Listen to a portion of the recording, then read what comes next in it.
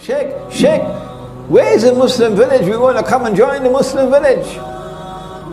We want to leave this godless world and come and live in the Muslim village. Well, the answer is, well, my students in different parts of the world, they buy land and they put animals on the land and they're doing some farming, but none has built the villages yet. But let me tell you the story of one of my students. He's Malaysian, and he's the only one to have done it so far. He sold his house in KL. He gave up his job which had riba. He looked on the internet and he found land which was cheap. And he bought 1 acre, cheap. And he went and built his house. He didn't get a contractor, no, he bought the material and he employed the men and built the house. He planted rice. He planted date palms, different kinds of date palms. He planted fruit trees. His 1 acre has now become 6 acres. He has goats. He has chicken. He has ducks. He has horses on the land.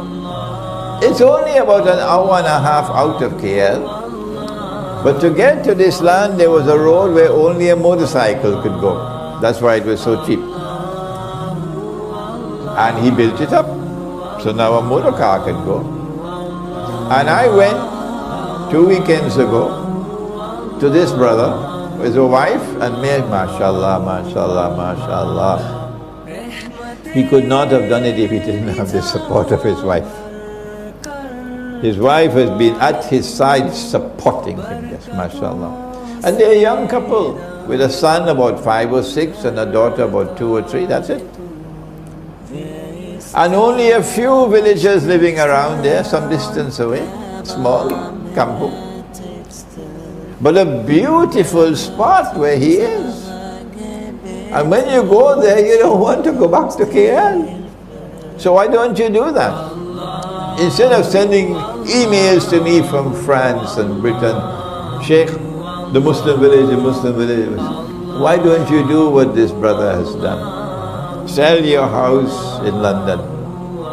Yes, sell your house in London. Give up your job, make hijrah. Go look for the countryside where land is cheap. The land on which he's planting his rice, he bought for 10,000 ringgits an acre. It was swamp land, he had to pull it up for 10,000. So that's what you can do in preparation for nuclear war. You have to stock up on food, you have to stock up on water, you have to stock up on energy.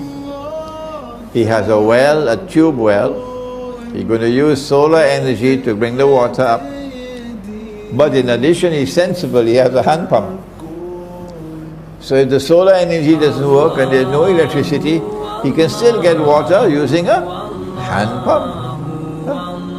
This is how you prepare for nuclear war, by getting out of the city. Getting out of the city, because the cities are going to be anarchy when nuclear war takes place, because there will be no food and no water and no gasoline for your motor car, no transport. Instead of seeking to run away from death, you must have it in your heart. No, I continue the mission of Islam. I'm not running away from death. Allah gives life and Allah takes life. But I have a duty to try to protect my family as best as I can, and that's why I'm moving to the remote country.